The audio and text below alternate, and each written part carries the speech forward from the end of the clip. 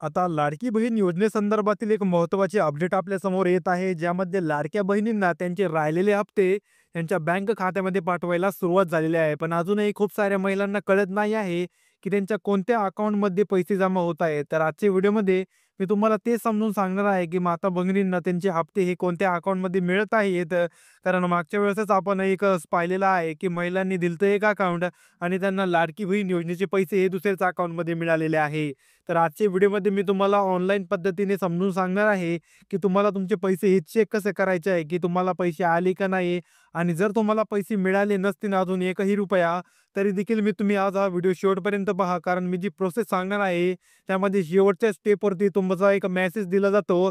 त्यामध्ये तुम्हाला सांगितले जातं, की तुमचा हप्ता हा तुम्हाला का मिळालेला नाही आणि जर मिळालेला असेल, तर तो केव्हा मिळाला, कशामुळे मिळाला आणि तो कोणी दिला आणि तुम्ही पात्र होते का नाही याची सर्व माहिती असते. त्यामुळे जर तुम्हाला अजून एकही रुपया मिळालेला नसेल, तरी देखील हा व्हिडिओ तुमच्यासाठी खूप महत्त्वाचा आहे. कारण तुम्हाला या व्हिडिओमध्ये कळणार आहे, की तुम्हाला तुमचे हप्ते हे का मिळत नाहीये. तर जास्त वेळ न घालवता सुरुवात करूया आपल्या आजच्या या व्हिडिओला. पण त्या अगोदर जर अजून व्हिडिओला लाईक केलं नसेल, तर कृपया करून व्हिडिओला लाईक करून चॅनलला सबस्क्राईब करा. तर आता ही सर्वात महत्त्वाची मोठी अपडेट आहे, ज्यामध्ये आपली लाडकी बहीण योजनेच्या कॅबिनेट का आदितीताई तटकरे यांनी आपल्याला हे समजावून सांगितलेलं आहे.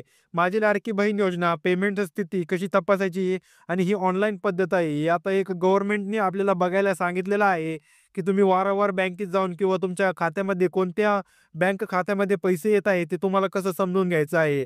कारण 10 जिल्ह्यांमध्ये लाडकी बहीण योजनेचे पैसे हे वाटप झालेले आहेत आणि तुमच्या जिल्ह्यामध्ये देखील हा व्हिडिओ YouTubeवरती येईपर्यंत वाटप हा सुरू झालेला असेल. तर हा व्हिडिओ बनवण्यासाठी 2 ते 3 दिवस लागतात. त्यामुळे तुमचा जिल्हा देखील सुरुवात झालेला असेल. त्यामुळे व्हिडिओला स्किप करू नका. शेवटपर्यंत एक ना एक स्टेप पहा, ज्यामुळे तुम्हाला कळणार आहे, की तुम्हाला तुमचे पैसे हे चेक कसे करायचे आहेत. आता यामध्ये पहिली स्टेप येते ते म्हणजे प्रथम अधिकृत वेबसाईटवर जायचं आहे. म्हणजे सर्वप्रथम तुम्हाला PFMSच्या अधिकृत वेबसाईटवर म्हणजेच pfms.nic.in वर जायचं आहे. तेच पोर्टल आहे जिथून तुम्ही तुमच्या पेमेंटची स्थिती तपासू शकता. यासाठी तुम्हाला तुमचं Chrome ब्राउझर किंवा Google ओपन करायचं आहे. त्यानंतर तुम्हाला तिथे मी सांगितलेली ही वेबसाईट टाइप करून तिथे तुम्हाला लॉग इन व्हायचं आहे. त्यानंतर आपला यामध्ये दुसरा टप्पा येतो तो म्हणजे तुमचे पेमेंट जाणून घ्या. तुम्हाला तिथे एक बटन दिसेल, तर तुम्हाला त्या बटनवरती क्लिक करायचं आहे.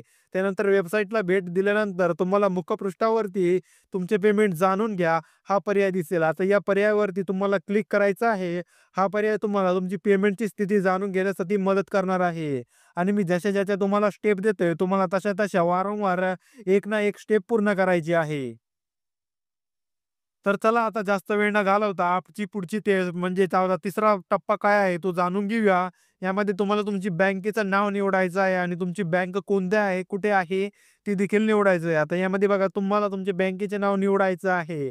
त्यानंतर लागेलच ज्यामध्ये तुम्ही योजनेचे पैसे मिळवण्यासाठी अर्ज केला आहे, त्या बँकेचं नाव निवडा. आता तुम्ही कोणताही तुमचं समजा तुम्ही तुम्ही लाडकी बहीण योजनेसाठी जे बँक खातं दिलं आहे, तुम्ही सर्वात अगोदर त्या बँक खातं येथे निवडा. जर तुम्हाला त्या बँक खात्यात पैसे येत नसतील, तर आपला जो शेवटचा टप्पा आहे, त्या ठिकाणी तुमचं त्या बँकेचं नाव येईल, ज्यामध्ये तुम्हाला तुमचे पैसे हे पाठवण्यात आलेले आहे.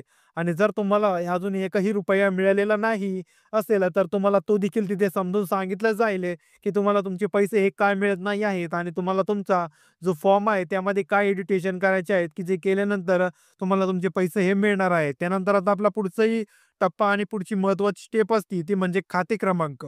आता सर्वात आधी तुम्हाला ते खाते क्रमांक प्रविष्ट करण्यासाठी पुढे तुम्ही अर्जाच्या वेळी दिलेला बँक खाते क्रमांक येथे प्रविष्ट करा. एकही खाते क्रमांक चुकला नाही पाहिजे, एकही आकडा चुकला नाही पाहिजे.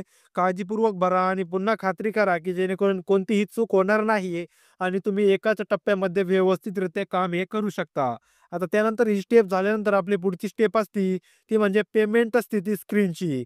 आता तुम्ही खाते क्रमांक प्रविष्ट केल्यानंतर तुम्हाला क्लिक किंवा सबमिट किंवा नेक्स्ट असं बटन दिसेल. त्यावरती क्लिक केल्यानंतर तुम्हाला पेमेंट स्थिती पाहायला मिळेल. या योजनेअंतर्गत तुमच्या खात्यात पैसे जमा झाले असल्यास ती माहिती तुमच्या समोर स्क्रीनवर दिसेल आणि जर पैसे जमा केले नसले तरी त्याचे कारण सांगितले जाईल.